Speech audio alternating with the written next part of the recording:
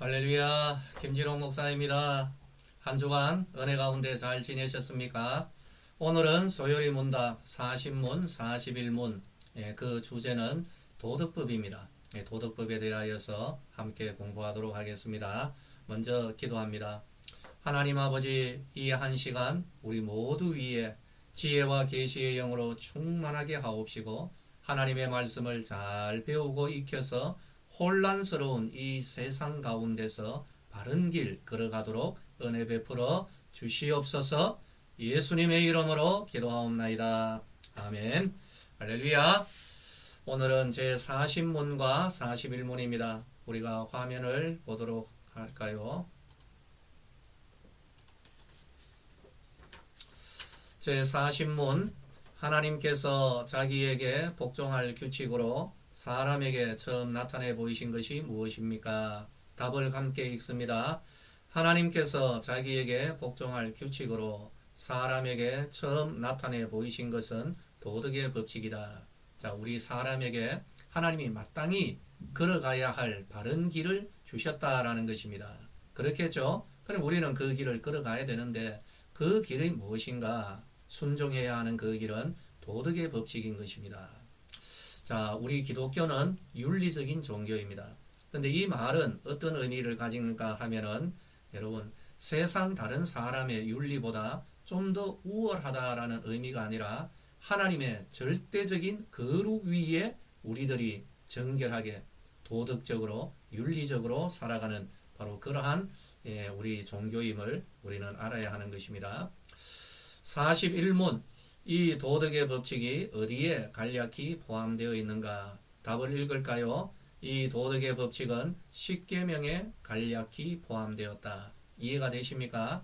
하나님이 우리에게 마땅히 걸어야 할 바로 그 길, 규칙이 도덕법인데 이 도덕법은 어디에 계시되어 있다고요? 그것은 바로 십계명에 포함이 계시가 되어 있습니다. 할렐루야.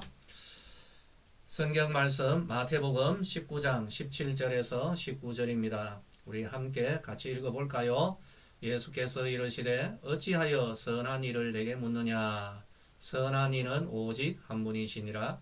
네가 생명에 들어가려면 계명들을 지키라. 이르되 어느 계명이오니까? 예수께서 이르시되 살인하지 말라, 간음하지 말라, 도둑질하지 말라, 거짓 증언하지 말라, 내 부모를 공경하라. 내 이웃을 내 자신과 같이 사랑하라 하신 것이니라. 아멘. 예수님께서도 바로 이 십계명을 인용하며 가르치는 것을 볼 수가 있습니다. 하나님은 모세를 통하여 하나님의 백성 이스라엘에게 법을 주십니다. 하나님의 백성으로서 마땅히 걸어가야 할, 살아내어야 할 규칙들을 주셨는데 그것이 바로 율법이죠. 그런데 이 율법은 그 성격상 세 가지로 우리들이 크게 나누어 볼 수가 있습니다. 세 가지는 뭘까요? 첫 번째 의식법, 두 번째 시민법, 세 번째 도덕법인 것입니다. 자, 여러분 의식법이 뭘까요? 의식법은 구약의 이스라엘이 하나님 앞에 제사를 드리죠. 그리고 하나님 앞에 정결하게 살아가죠. 음식에서도 구별하고 뭐 여러 가지의 삶의 환경도 정결하게 했던 겁니다. 하나님은 바로 이것을 율법으로 제정해 주신 것입니다.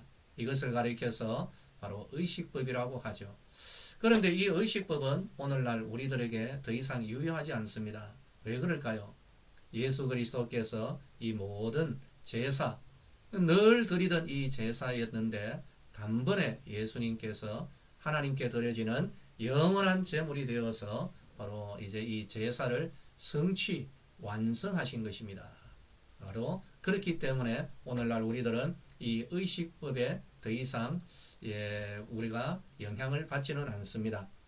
그리고 두 번째 시민법입니다. 이 시민법이라는 것은 당시 하나님의 백성인 이스라엘의 사회 질서를 유지하기 위하여서 주신 법이죠. 그런데 오늘날 이 하나님의 백성은 팔레스타인, 바로 그 지역에 살지 않습니다. 그리고 아울러서 오늘날 하나님의 백성은 이스라엘도 아니죠. 그 영적인 이스라엘입니다. 세계 열방 가운데 예수 그리스도의 어린 양의 피뿌림을 입은 모든 자들이 하나님의 백성인 것입니다. 그러므로 모세 당시에 신정국가 이스라엘 그 나라는 더 이상 존재하지 않기 때문에 그러므로 이 역시 시민법 역시 더 이상 유효하지 않습니다. 그러나 이 율법 가운데 도덕법 이 십계명은 오늘날 여전히 우리에게 유효한 바로 그러한 법입니다.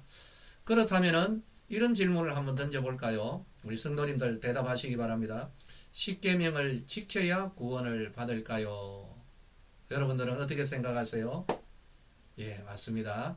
여러분, 구원은 오직 예수 그리스도의 은혜입니다. 바로 그 은혜를 믿음으로 받는 성도들에게 구원의 은혜가 주어지죠. 그러면 십계명의 의미는 무엇일까요? 구원받은 하나님의 백성들이 하나님의 자녀로 살아갈 때에 바로 하나님의 자녀답게 성도답게 구원받은 성도답게 살아가는 그 길이 바로 십계명인 줄로 믿으시기를 바랍니다. 할렐루야. 이해가 되시죠? 십계명을 지켜야 구원받는 성도가 되는 것이 아니라 예수님의 은혜로 구원받은 성도들이 하나님의 자녀답게 살아가는 그 길이 바로 십계명 도덕법인 줄로 믿으시기를 바랍니다. 할렐루야. 바로 이 차이를 우리가 잘 알아야 되는 것입니다. 오늘의 내용을 요약할까요? 하나님은 모세를 통하여서 주신 율법이 있는데 의식법, 시민법, 그리고 도덕법이라는 것입니다. 이게 바로 율법을 이루고 있죠. 그런데 바로 시민법과 의식법은 오늘날 우리에게 더 이상 유효하지 않습니다. 다만 도덕법, 바로 이 십계명은 영원히 예수 그리스도 이 땅에 재림할 때까지 바로 우리가 꼭 지켜야 할 하나님이 주신 법이라는 것을 우리는 알아야 할 것입니다. 오늘 성경 퀴즈는 다음 주에 한꺼번에 내도록 하겠습니다. 그리고 다음 주 성경 퀴즈 시간에는 매주 수요일 이제 고린도서 강해를 하거든요. 이제 수요일에 했던 그 내용도 함께 퀴즈에 포함하도록 할 예정입니다. 이제 지난주 우리들이 함께 풀었던 바로 그 내용 성경 시험을 우리가 함께 풀도록 하겠습니다. 아유, 우리 성도님들 실력이 대단하십니다. 예, 저는 평균 한 50점으로 잡았는데 아유, 예, 얼마나 실력이 뛰어나든지 제가 추천서를 써서 신학교 입학하셔도 될 분들이 우리 교회에 엄청 많습니다. 자, 지난주 성경 시험 문제 같이 풀어보도록 할까요?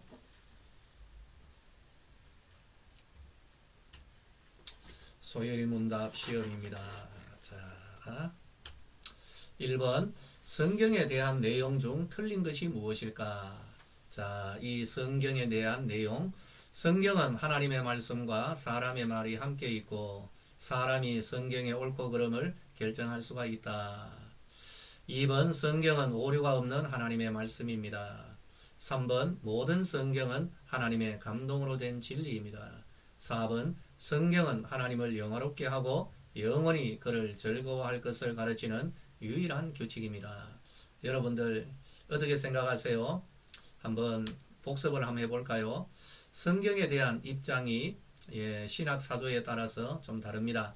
자유주의, 신정통주의, 개혁주의 이들은 성경을 어떻게 보는가 볼까요? 자유주의 이들은 성경은 여러분 한 사람이 지금 성경을 읽고 있죠. 점도 있고 줄도 있습니다. 무슨 뜻인가 하면은 성경에는 사람의 말도 있고 하나님의 말도 있다라는 것이죠. 그래서 사람이 이를 잘 분별해야 한다라고 가르치고 있는 것입니다. 신정통주의가 있습니다. 독일의 칼발트를 중심으로 형성되어진 사조인데요. 여기는 줄이 없네요. 모두 다 점으로 되어 있습니다. 뭐냐 하면은 근데 머릿속에서 줄이 이렇게 형성이 되어 있죠. 성경은 모두 다 하나님 말씀인데 성도들이 성경을 읽을 때 성령의 감동으로 하나님의 뜻을 깨달을 수가 있다라고 가르치는 바로 그러한 신학 집단입니다. 개혁주의는 무엇일까요? 여기는 모두 다 줄이네요. 무엇일까요? 성경은 1.1획도 틀림이 없는 하나님의 말씀이다라고 그렇게 우리들에게 말하고 있죠. 여러분들은 어떻게 생각하십니까? 자, 우리 다시 한번 볼까요? 그러면 성경에 대한 내용 중 틀린 것은 무엇일까요? 1번 성경은 하나님의 말씀과 사람의 말이 함께 있고 사람이 성경의 옳고 그름을 결정할 수 있다. 이거는 어떤 입장입니까? 조금 전에 배웠죠. 기억나시죠? 예, 자유주의의 입장인 것입니다. 여러분 그리고 나머지는 개혁주의의 입장인 것이죠. 예, 여러분 아시겠죠? 예, 자 2번입니다. 성경이 말하는 것이 아닌 것, 성경의 내용이 아닌 것. 1번 성경은 하나님이 창조주이심을 증거한다. 2번 성경은 사람이 죄로 타락하였음을 증거한다. 3번 하나님은 사람의 죄도 창조하셨다. 4번 성경은 죄와 사망의 그늘 아래 있던 이 세상에 구원자 예수님이 성육신 하셨음을 증거한다. 몇 번입니까? 예, 하나님은 사람의 죄는 창조하지 않았죠. 사람이 타락함으로 말미암아 나온 것이 바로 사람의 죄인 것입니다. 그래서 정답은 3번이 되겠습니다. 성경은 하나님이 창조주이심을 증거하고 죄로 말미암아 타락했음을 증거하고 예수님이 이 땅에 성육신 하셨음을 분명히 증거하고 있는 것이죠. 3번 하나님에 대한 설명 중 바르지 않는 것은 과연 무엇일까요? 하나님은 몇 위로? 3위로 계십니다. 하나님의 3위는 무엇일까요? 성부, 성자, 성령이시죠. 하나님은 지금도 이 세상을 여전히 다스리시죠. 그러면 4번 하나님은 모든 사람이 구원받도록 예정하셨죠. 여러분 그것은 아니라는 겁니다.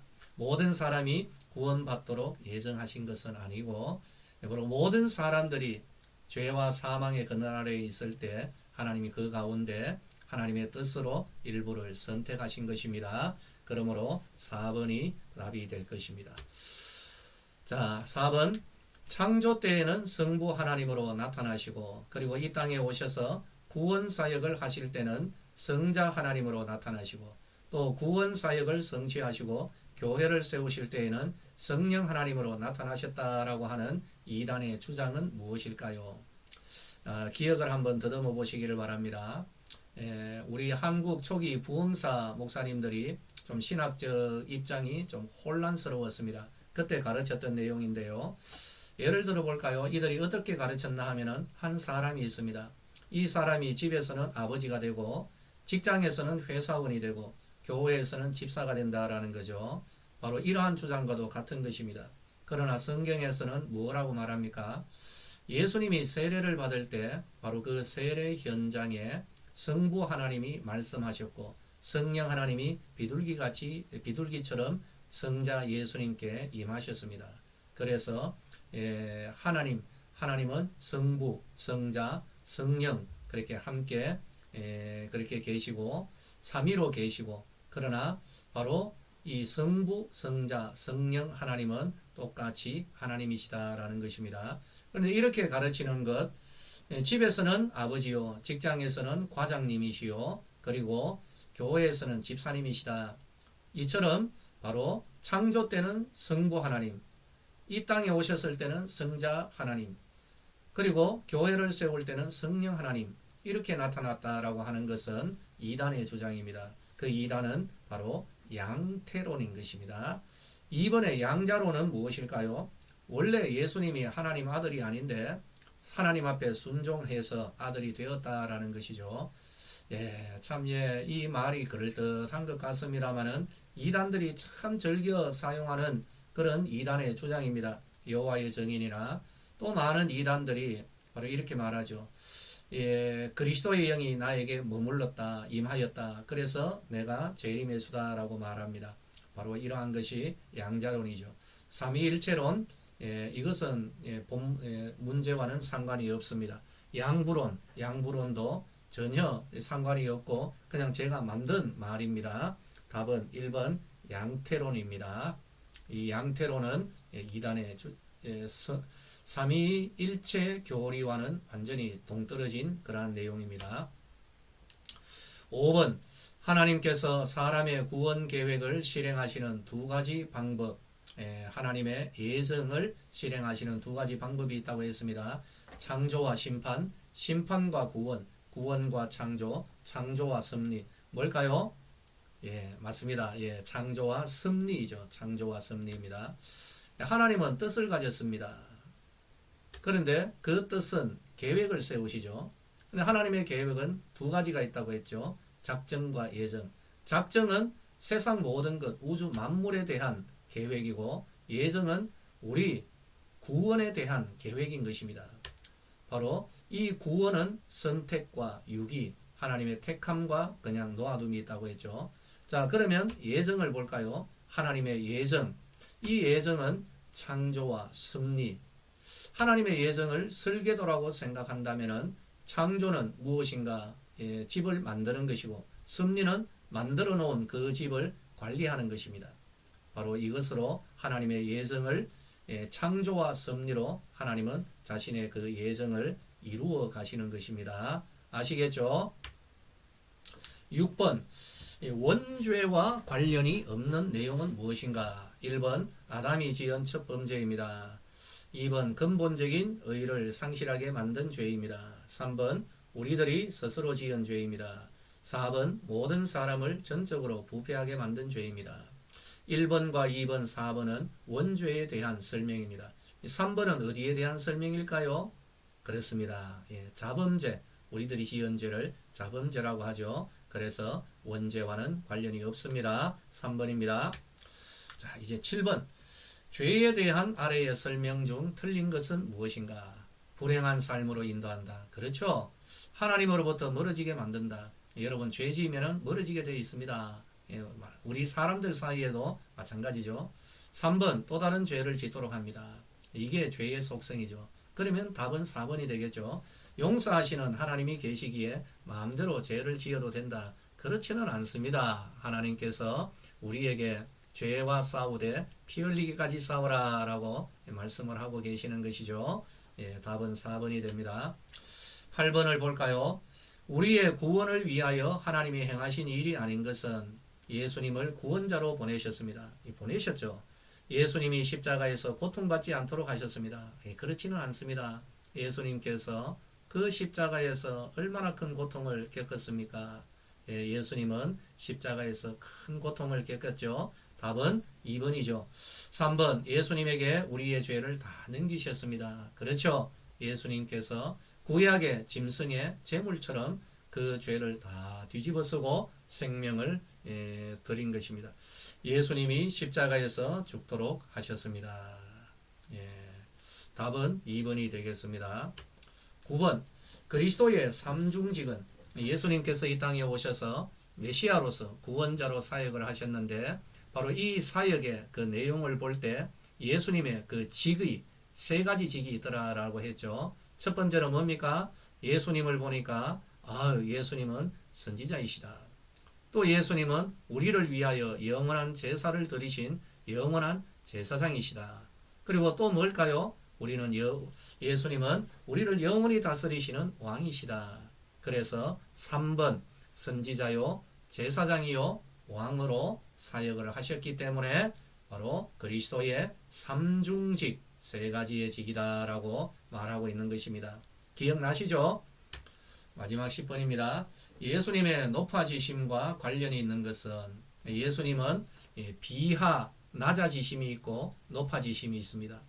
자, 여러분, 영원한 하나님의 아들이 이 땅에 오신 것, 출생하신 것, 그리고 이 땅에서 고난받으신 것, 십자가에서 돌아가시고 장사 지낸 것, 이것이 바로 예수님의 낮아지심, 비하라고 하는 겁니다. 그러면 그리스도의 높아지심은 뭘까요? 그것이 뭘까요? 예수님의 부활, 성천, 바로 이것을 가리키겠죠. 따라서 예수님의 높아지심, 성귀와 관련이 있는 것은 1번 예수님의 탄생, 이것은 예수님의 비하, 낮아지심이죠. 예수님의 성천, 높아지심, 성귀입니다. 예수님의 십자가, 낮아지심이죠. 예수님의 죽음, 낮아지심인 것입니다. 그러므로 답은 뭘까요? 답은 2번 예수님의 성천이 답이 되는 것입니다. 할렐루야. 우리 성도님들 상당히 실력이 보통이 아닙니다. 만점 자리가 100점 받은 분들이 참 많이 있습니다. 정말 훌륭합니다. 최고. 한두 개 틀리신 분들은 너무 실망하지 마십시오. 잘하셨습니다. 대단합니다. 지금 이 문제 가지고 대신대학교 총신 가서 문제 풀어보라고 하면요, 평균 50점도 안 나옵니다. 여러분들은 아주 잘하신 것입니다. 여러분, 앞으로도 은혜 가운데 소요리 문답 큰 관심을 가지시고 계속해서 함께하면은 이 혼란한 시대에 여러분 말씀 위에 굳게 서게 될 줄로 믿으시기를 바랍니다. 믿으시면 아멘 하시기 바랍니다. 할렐루야. 우리 다음 주에 다시 만나도록 하겠습니다. 여러분 시상은 적절하게 하도록 하겠습니다. 다음 주에 만나겠습니다.